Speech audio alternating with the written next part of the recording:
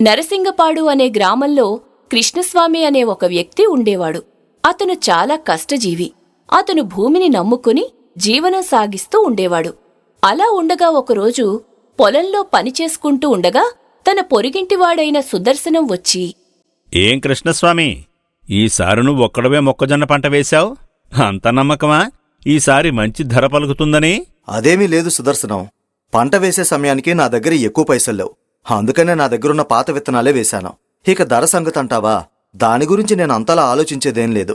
ఎందుకంటే ధర రాకపోయినా పంట అమ్ముడుపోకపోయినా ఆ గింజలు ఆడించుకుంటే నాకు 6 మాసాలు రొట్టెలు చేసుకోవడానికి సరిపోతుంది. అలా అయితే మంచిదే. ధర రాకపోయినా పర్వాలేదు. ఏది మంచో ఏది చెడో సుదర్శనం, జీవితంలో కష్టం తప్ప ఇంకేమీ కనిపించటం లేదు. ఏమైంది కృష్ణస్వామి, అంత దీనంగా మాట్లాడుతున్నావు? ఏం చెప్తాంలే, సీత కష్టాలు సీతవే, పీత కష్టాలు పీతవే అన్నట్లు మా ఇంటిది చేసే రభస వల్ల నా ప్రాణాలు పోతున్నాయనుకో.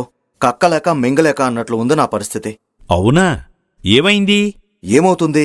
నేను కాస్తో కోస్తో కష్టపడి సంపాదించింది మొత్తం తీసుకెళ్లి వాళ్ళమ్మకి వాళ్ళ కుటుంబానికి దోచిపెడుతుంది. అదేంటి అని అడిగితే నువ్వు మీ అమ్మకి మీ అక్కకి పెట్టలేదా అని నాపై గొడవ పడుతుంది. అయ్యో, అవునా? మరీ విడ్డూరం కాకపోతే నువ్వు సంపాదించిన సంపాదన మీ అమ్మకి పెట్టడానికి, ఆమె వాళ్ళమ్మకి పెట్టడానికి తేడా లేదా? అవి వాళ్ళకు అర్థం కావులే సుదర్శనం. వాళ్లు పట్టిన కుందేలికి 3 కాళ్ళు అంటే అది మనం నమ్మి తీరాలి. అదీ నిజమేలే. వాళ్లతో వాదించడం అంటే కొరివితో నెత్తిగోక్కున్నట్టే. అయినా ఇందులో మా అమ్మ తప్పు కూడా ఉందిలే సుదర్శనం. అవునా? మీ అమ్మేం చేసింది ఇందులో? ఏ అంటే ఏం చెప్తాం?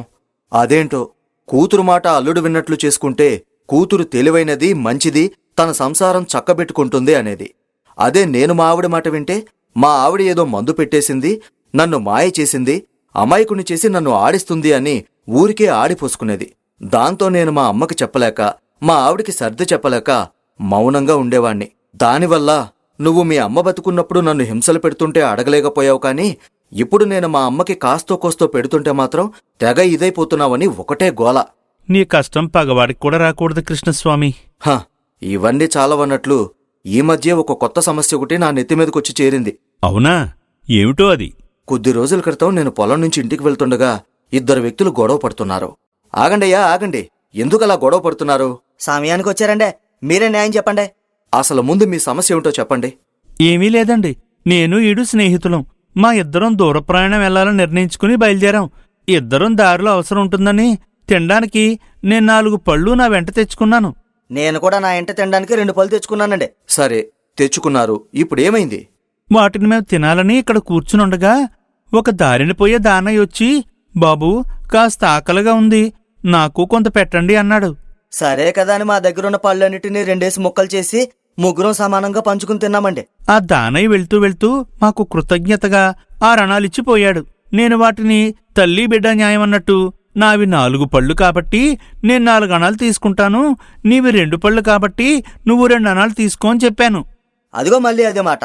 తల్లి బిడ్డ న్యాయం అంటే నువ్వు సగం నేను సగం తీసుకోవాలి, కానీ నీకు 4 నాకు 2 ఎలా వస్తాయి? సరే సరే, గొడవ పడకండి, ఉండండి. ఇప్పుడు మీరు మీ వద్ద ఉన్న మొత్తం పళ్లను ఎన్ని ముక్కలు చేశారు? ఎవరెవరు ఎన్ని తిన్నారు? మా వద్ద 6 పళ్ళున్నాయి. వాటిని ఒక్కోటి 2 భాగాలుగా మొత్తం 12 ముక్కలు చేశాం. ముగ్గురు 4 ముక్కలు చొప్పున తిన్నాం. అయితే నిజానికి న్యాయంగా మాట్లాడుకోవాలి అంటే ఆ 6 అణాలు రామయ్యకే చెందుతాయి. ఓహో, భలే ఉన్నారే. మీరేదో పెద్ద మనిషిలాగా తీర్పిస్తారనుకుంటే మరీ అన్యాయంగా మాట్లాడుతున్నారే. ఇందులో అన్యాయం ఏమీ లేదు. జాగ్రత్తగా వినండి. మొత్తం 6 పళ్లని 12 ముక్కలుగా చేసి ఒక్కొక్కరు 4 ముక్కలు తిన్నారు. అంటే నీ 2 పళ్ల ముక్కలు నువ్వే తిన్నావు. రామయ్య దగ్గరున్న 4 పళ్లలోని 8 ముక్కలు 4 రామయ్య తిని 4 ఆ దానయ్యకిచ్చాడు. అందువల్ల నీకసలు 1 అణా కూడా ఇవ్వాల్సిన అవసరమే లేదు. దాంతో రంగయ్య చాలా కోపంగా అక్కడి నుంచి వెళ్ళిపోయాడు. సరే, సరైన న్యాయమే చెప్పావు. ఇందులో నీకొచ్చిన సమస్య ఏమిటి కృష్ణస్వామి? అక్కడికే వస్తున్నా. ఆ మధ్య పంటకు పురుగు పట్టి మొత్తం పంటంతా పోయింది కదా. అప్పుడు చేతిలో చిల్లిగవ్వ కూడా లేక పక్క ఊర్లో జగదాంబ అనే ఒక వడ్డీ వ్యాపారి దగ్గర డబ్బులు తీసుకున్నాను సుదర్శనం. తీసుకున్నావు, బానే ఉంది. అయితే ఏమైంది? ఏమవ్వడమేముంది, ఆ జగదాంబ తమ్ముడే ఈ రంగయ్య అంట. వాడికి నేను రావాల్సిన 2 అణాలు కూడా రాకుండా చేశానని వెళ్లి వాళ్ళ అక్కతో చెప్పాడంట. దాంతో ఒకరోజు పొద్దుపొద్దునే ఆమె మా ఇంటి మీద పడింది. అవునా? తర్వాతేమైంది? ఏరా, నేను పైసలు అప్పిస్తే గాని ఇల్లు గడపలేవు, అలాంటి నువ్వు నా తమ్ముడికి న్యాయం చేస్తావా? కట్టు, నీ అప్పుతో పాటు నా తమ్ముడికి రావాల్సిన 6 అణాలు కూడా ఇవ్వు, అది కూడా వడ్డీతో సహా. ఏమయ్యో, ఏంటి నోరు మెతపకుండా నిల్చున్నావు? ఏంటి ఈ కొత్త పంచాయతీ? అదేమీ లేదులేవే, నువ్వు కాసేపు ఊరుకో, నేను మాట్లాడతాను. ఏంటయ్యా నువ్వు మాట్లాడేది? ఎల్లి పైసలు తీసుకురా ఇప్పుడే. ఇప్పటికిప్పుడంటే ఎలా ఇవ్వగలనమ్మా? కాస్త గడువు ఇప్పించండి, మీ డబ్బు మీకిచ్చేస్తాను. నీలాంటి వాడికి గడువివ్వడం కుదరని పని. ఇప్పుడే అప్పు మొత్తం తీర్చు, అంతే. అమ్మా, ఏమనుకోకండమ్మా, కొద్ది రోజుల్లో నేను మీ అప్పు మొత్తం తీర్చేస్తాను, నాది హామీ. నీ పెళ్ళాం మోహం చూసి నిన్నొదిలేస్తున్నాను. మొత్తం వడ్డీతో సహా 1 నెల రోజుల్లో అప్పు మొత్తం తీర్చాలి, లేకుంటే నిన్ను గానుగులో వేసి నూనాడించేస్తాను. అలా అని జగదాంబ అక్కడి నుంచి వెళ్ళిపోయింది. ఏమయ్యా, ఊర్లో జరిగే అన్ని గొడవల్లోనూ ఏలెట్టి ఇలా ఇంటి మీదకి తీసుకురాకపోతే నీ పనేదో నువ్వు చేసుకోవచ్చు కదా. ఏదో పెద్ద మునగాడిలాగా పంచాయతీలు గట్ట నీకెందుకు? అది కాదే, నిజానికి ఏమైందంటే... ఎలవయ్యా ఎల్లు, నా ప్రాణానికి నువ్వొకడివి దాపురించావు. అలా అన్నీ ఒకేసారి నా నెత్తిమీదకొచ్చి పడ్డాయి. ఎంత కష్టం వచ్చింది కృష్ణస్వామి నీకు? ఆ గొడవ జరిగినప్పట్నుంచి నాకు మా ఇంటిది తిండి కూడా పెట్టడం లేదు. ఏదో ఒకటి చేసి ఆ అప్పు తీర్చు అని ఒకటే గోల. అయ్యో పాపం. అది చాలదన్నట్టు రాజుగారి కూతురు నెల రోజుల క్రితం పూబంత ఆట ఆడుతూ ఉంటే కిందపడి మెడపట్టేసి అలా కుర్చీకి పరిమితమై ఉండిపోయింది అని, ఎవరైనా యువరాణిని మళ్లీ మామూలు స్థితికి తీసుకొస్తే వాళ్లకి అర్ధరాజ్యం ఇస్తాను అని, ఒకవేళ అలా చెయ్యలేకపోతే ఆ వచ్చినవాడి తల నరుకుతాను అని దండోరా విన్నది నా పెళ్ళాం. అవునవును, నేను విన్నానులే. కాని ఆ దండోరా మీ ఆవిడ వినడం వల్ల వచ్చిన నష్టమేముంది కృష్ణస్వామి? ఏమని చెప్పమంటావు సుదర్శనం? పుండి మీద కారం చల్లినట్లు నా చుట్టూ ఎక్కడ ఏం జరిగినా అది నాకే వచ్చి చుట్టుకుంటుంది. ఇంతకీ ఏమైంది కృష్ణస్వామి? ఏముంది, మా ఆవిడ నా పీడ వదిలించుకోవాలనో లేదా అప్పు తీర్చడానికి డబ్బు దొరుకుతుందనో తెలియదు కాని, నేను ఎలాంటి జబ్బునైనా నయం చేయగలనని, వైద్యుణ్ణి అని నన్ను తీసుకెళ్లమని రాజుభటులతో చెప్పింది. దాంతో వాళ్ళు అది నిజమే అనుకుని నా వెంట పడ్డారు. నేను వాళ్ల కంట పడకుండా ఇదిగో ఇలా పొలంలో తలదాచుకుంటున్నాను.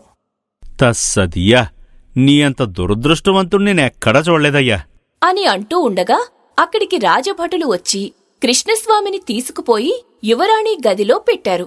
దాంతో ఏమి చెయ్యాలో తోచక, ఇక నా ఆయువు తీరినట్టే, ఇంక నా తల నరికి కోటగుమ్మానికి వేలాడగడతారు అని బాధపడుతూ కదలకుండా మెదలకుండా కుర్చీలో ఉన్న యువరాణిని చూసి, యువరాణి, నన్ను క్షమించండి. నేను మామూలు సాధారణ రైతుని. నేను వైద్యుణ్ణి కాదు. నాకు కనీసం చిన్న పసర వైద్యం కూడా తెలీదు. మా ఆవిడ నా మీద కోపంతోనో లేదా నేను పోతే ప్రశాంతంగా ఉండాలనో తెలియదు కాని నన్నిలా అన్యాయంగా ఇరికించింది అని అప్పటివరకు జరిగిన తన కథంతా కంటనీరు పెడుతూ చెప్పసాగాడు. దాంతో కృష్ణస్వామి దరిద్రం గురించి విని యువరాణికి ఒక్కసారిగా నవ్వొచ్చింది. అంతే, గట్టిగా నవ్వింది. దాంతో మెడలో కండరం సడలి మామూలు స్థితికి వచ్చేసింది. అది చూసి కృష్ణస్వామి ఆశ్చర్యపోయాడు. అమ్మయ్యా, నాకు విముక్తి కలిగినట్టుంది. నీ కథ చెప్పి నన్ను నవ్వించినందుకు నీకు నేను రుణపడుంటాను. కాబట్టి నన్ను వివాహం చేసుకోండి. ఈ రాజ్యానికి రాజయ్యి ఇకపై జీవితం ఆనందంగా జీవించండి. క్షమించండి యువరాణి, నాకు ఇదివరకే వివాహమైంది. నాకు భార్య కూడా ఉంది. నేను మిమ్మల్ని వివాహం చేసుకోలేను. అది నాకు తెలుసు కృష్ణస్వామి. కాని మీ భార్య మీరు వైద్యుడు కాదని తెలిసినా నా దగ్గరికి పంపించిందంటే మీ పీడ వదిలించుకోవాలనే కదా. అందుకే మీకు కొత్త జీవితాన్ని ఇద్దామని అనుకుంటున్నాను. కాని నా భార్య అంటే నాకు ప్రేమ ఉంది యువరాణి. ఆమె నన్ను ద్వేషించినా సరే నేను ఆమెను తిరిగి ద్వేషించలేను. ఎందుకంటే ఆమె నా భార్య. ఇన్నాళ్ళు నాకు సేవలు చేసిన దేవతామూర్తి. అంతకుమించి నేను ఆమెను ప్రేమిస్తున్నాను. కాబట్టి ఆమెను నేను క్షమించగలను. నిజమైన యోధుణ్ణి చూసిన అనుభూతి కలుగుతుంది కృష్ణస్వామి మిమ్మల్ని చూస్తుంటే. సరే, కనీసం అర్ధరాజ్యమైనా తీసుకుని మీ భార్యతో కలిసి జీవించండి. నాకేమీ వద్దు యువరాణి. ఇక్కడ్నుంచి ప్రాణాలతో బయటపడితే అదే చాలు. కాని యువరాణికి అతన్ని ఉత్తి చేతులతో పంపడం ఇష్టం లేక బంగారు నాణేల మూట ఇచ్చి పంపించింది. దాంతో అప్పులన్నీ తీరిపోయి చాలా సంతోషంగా కాలం వెళ్లదీయసాగాడు కృష్ణస్వామి.